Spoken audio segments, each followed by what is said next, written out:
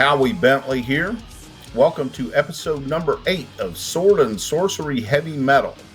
Today, Matthew Knight and I will be discussing Sojan Shieldbearer by Michael Moorcock. These stories were originally published in Tarzan Adventures magazine in the mid-1950s that were later collected in paperback as an episodic novel. On to the discussion. Hey, Matt. Hey, Howie. How's it going? All right. How about yourself? Doing good. Doing good. Good. So today we're going to talk about Sojan the Swordsman, the original eternal champion. So Michael Moorcock wrote these stories when he was a teenager. He was what, 16, 17, something like that? I think some of them were as early as 15 years old. He was when he wrote. Okay. Yep. So Sojan the Swordsman is also known as Sojan Shieldbearer, right?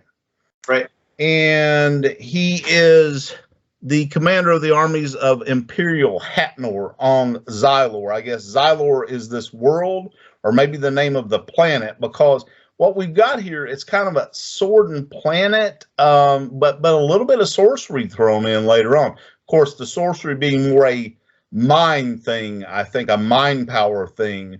So, but it's definitely, there's some sorcery elements here, as well as the what at that time was super science.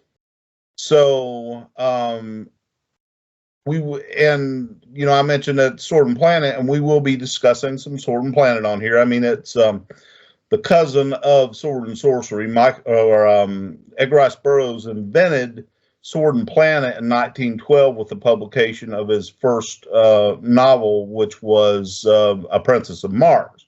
And Michael Moorcock was very influenced by Edgar Rice Burroughs. Obviously, I mean, he was the editor for a magazine called Tarzan Adventures, and that's where these Sojan stories appear when Michael Moorcock was a teenager. So that being said, now, is Xylor the planet or just the world in which they live? I believe it's the planet. Okay. That makes sense. Yeah. All right. So these stories, it's kind of an odd thing. I mean, it's a short novel. It's over 100 pages, but these were stories that appeared, like I said, in Tarzan Adventures. Tarzan Adventures was a comic book, from what I understand. I haven't seen a copy of it, but I mean, other than online. But from what I understand, it was kind of like Savage Sword of Conan. It was a magazine in black and white. Is that right? Black and white comics? I think it also was like, and someone can correct us if we're wrong, but I think it was a collection of a lot of like essays about Burroughs fiction and things like that. I believe that from what I've heard from some of Michael Moorcock's interviews, he was involved in editing a couple different publications like that. And yeah, like you say, that's where Sojan first appeared. Same here. I've never seen a copy of it or actually read it. I've only read about it. Well, they're really old. We're talking about 1955, 56, something like that here. And from what I understand, these stories or these installments were really short. Well, obviously, I mean, we read those, and a lot of them were really short. And it seems to be an episodic, put together as a collection as an episodic novel, though. And those stories seem to be what they were originally intended for, was filler. For the magazine, I mean, other than the comic strips, which it had comic strips in it, but there are also text stories. And these Sojan stories were those short text stories. And then we really hit this one thing on over in it that is like a novella that's rather long, and I thought was the most interesting part of it. And what's odd about this is we don't have these as story names. We have them as installment names, and they're just each numbered and given a title. But this one long thing, it starts with number 5, the Purple Galley. It's about Sojan going to lock horns with this priesthood of Ron. That's Rhan. That's the way. Is that the way you pronounce it? Rhan. Yeah, that's how I said it in the song. Oh, yeah, okay. So it's official then. So and then the old ones are also mentioned that. Now I'm gonna cut it off here because you are way more familiar. You've even written an article on this. You wrote it for my website at one time back when I used to post a blog type thing on there. You were blogging on there, and you did an article on Sojan. And that article was reprinted on the DMR Books website, and I'll provide a link for our viewers so they can read the article as well in the description where the video is. But anyway, I'll stop blabbing here, and I'll let you get into it, and you can throw out some thoughts and maybe sort of a synopsis of what's going on with this novella, I guess it is. Sure. Yeah, I first read Sojan in the book Elric at the End of Time, which is like it's a strange book where, yeah, there it is, and it has in it an adventure with Elric, rendezvous with the dancers at the end of time, one of his Michael Moorcock sci-fi series, and it's quite short. So the rest of the book is basically the contents of this book. The original, well, I guess the original Sojan printing, you know, after the stories were in the magazine. So I came across it in there, and I thought it was fun and entertaining. Actually, the first time I read it, I read it on an airplane.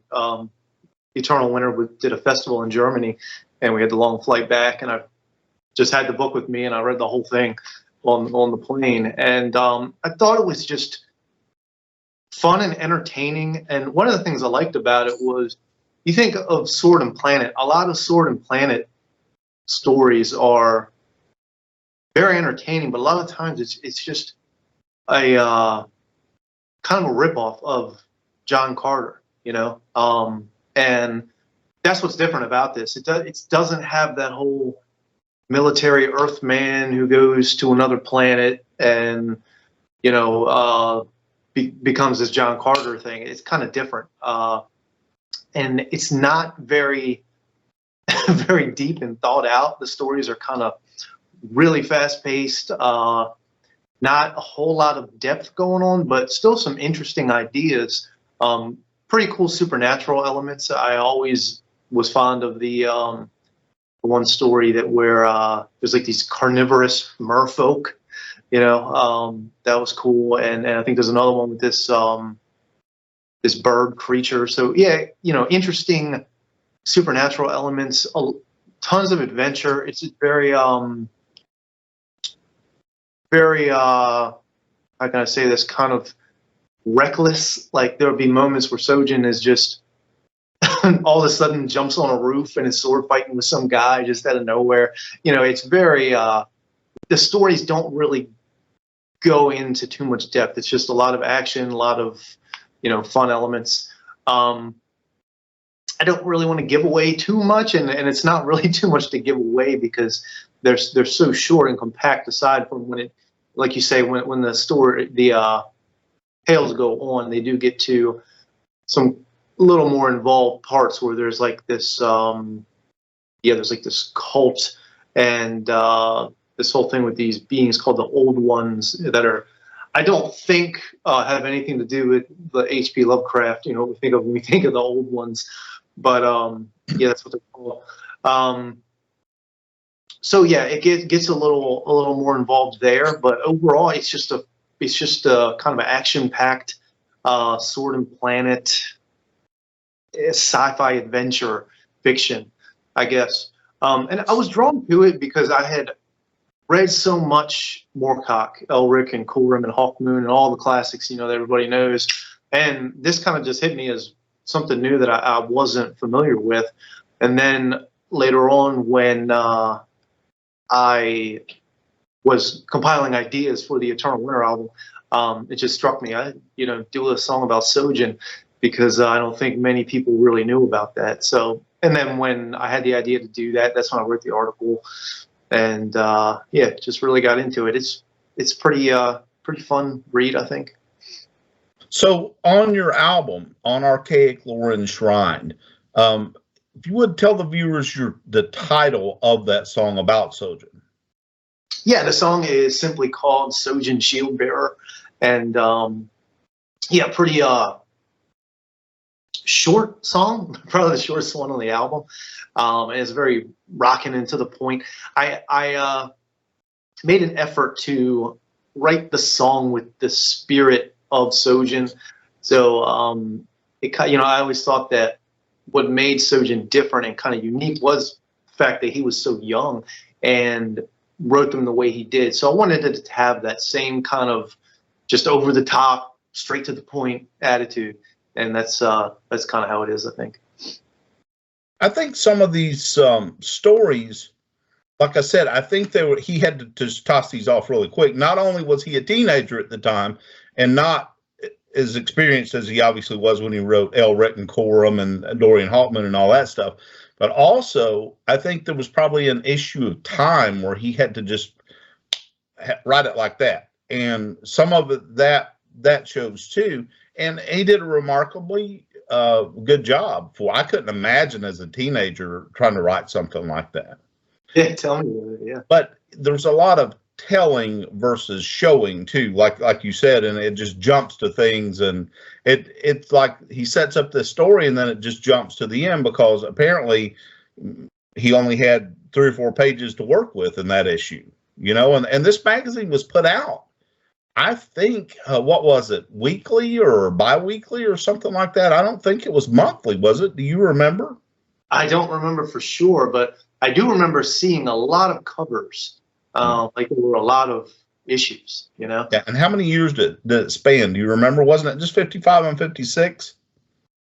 I think so, yeah. There was an interview I recently listened to with Michael Moorcock, and he mentioned that it was pretty short-lived, and he was jumping all around editing these different magazines. So I think you might be right about that. Yeah. Well, go ahead. Better, I think, at the Sword and Planet genre. Those Michael Kane of Mars books he did, these are a lot better. I mean, I love Sojan, but I wouldn't recommend it to someone as like, some kind of masterpiece of Sword and Planet or anything. But these were really good, and I think he went on to do some more. He had a better opportunity because he wasn't limited by the short word count and everything. I think he was in that magazine. And he was older when he wrote those Michael Kane stories too, wasn't he? Yeah, it was sure. Michael Kane, right? Kane? Yes. Yeah. Yeah. Yep. Okay. And those very much a Edgar Rice Burroughs inspired thing. A lot of guys, were kind of paying tribute in their way, and he did a really good job with those. Lynn Carter wrote those Callisto books that were in the same spirit too, that were really good. Now, doesn't Michael Kane use a rapier? I think I remember that. Yeah. It's a broadsword. I think it's a rapier in those. Yeah. So there's a listing of things when he goes to seek employment as a mercenary after he has been with the Emperor of Hatnor. Now, the Emperor of Hatnor was Nornos Cad, K-A-D. Is that right? Right. The way I pronounced it. And so he gives a resume of what he's done when he goes to seek employment later on with another outfit there. He says he stopped a rising in Varanlam, is the way you pronounce it, I guess, a similar rising in Asno, organized the Pultunian barbarians when Nornos Cad was deposed and restored him to his throne, destroyed the would-be conquerors of Xylor, the Ronian theocracy. And that's where we get to the Purple Galley, which I thought, like I said, was the most interesting story when he goes up against the priesthood of Ron. And that's where we encounter the old ones, which are not the Lovecraftian old ones.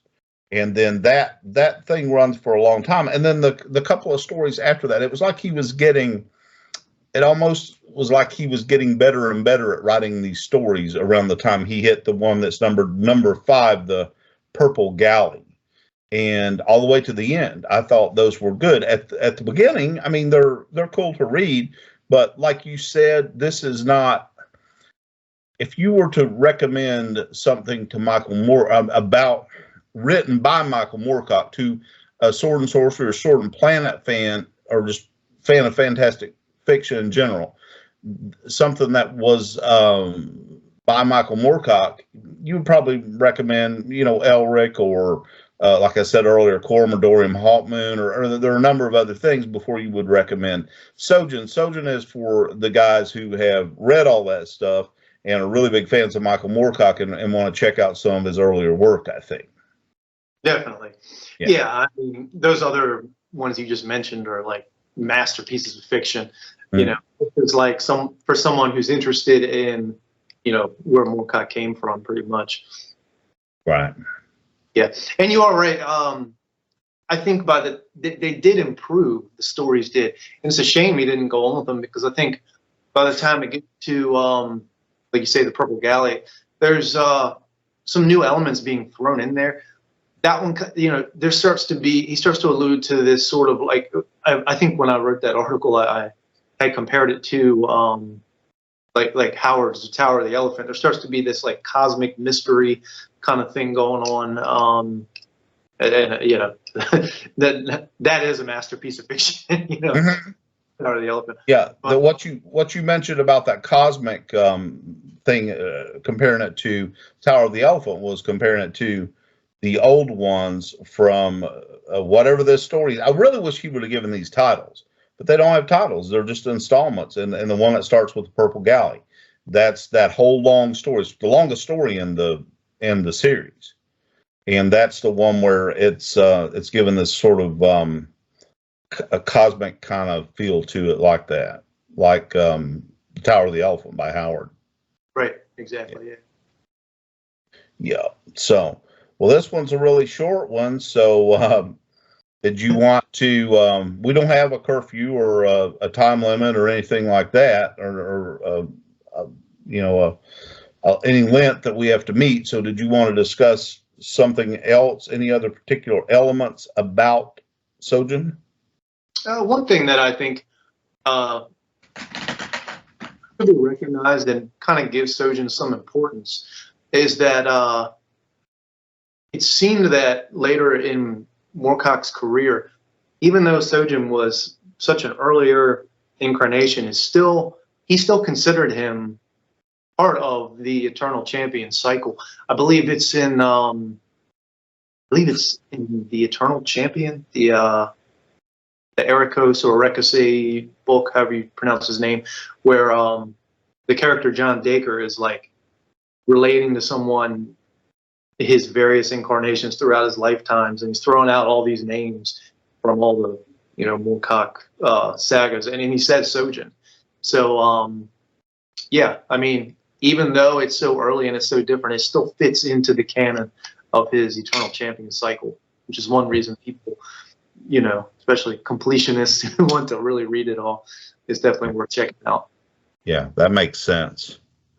And so your album, Archaic Lore and Shrine, features this song, Sojan Shieldbearer, right? Right. Yeah. And anybody who wants to look into this, of course, we have a clip of it playing at the beginning of this video, but there will also be the Bandcamp link. They can go to Bandcamp and listen to the whole thing, the whole album, and including that song.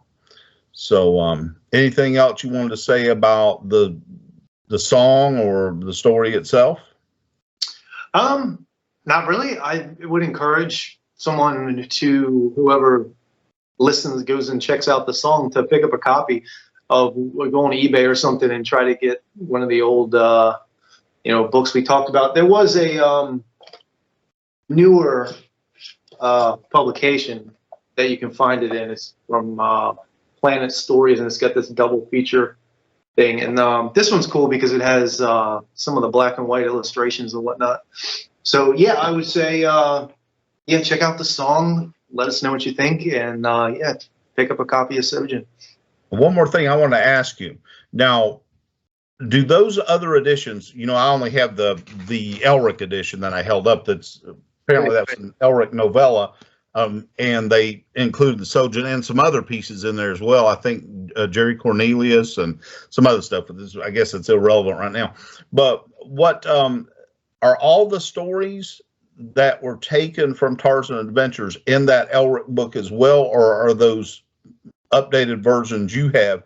Do they contain some material that wasn't in the Elric at the End of Time?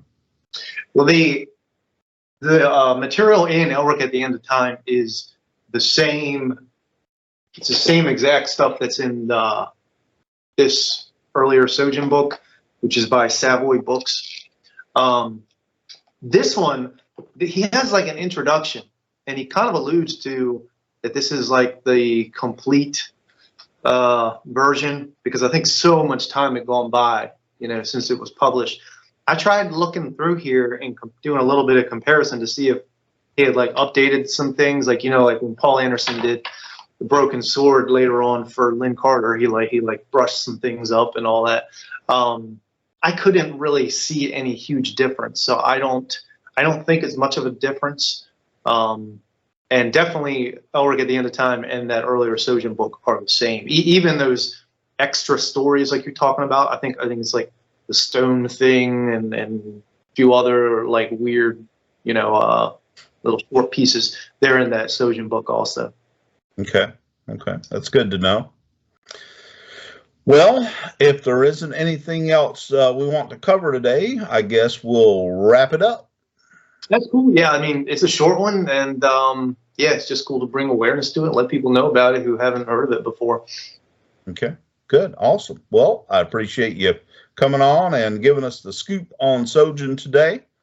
And this has been Matthew Knight and Howie Bentley for Sword and Sorcery Heavy Metal.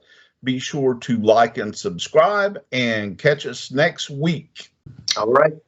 All right.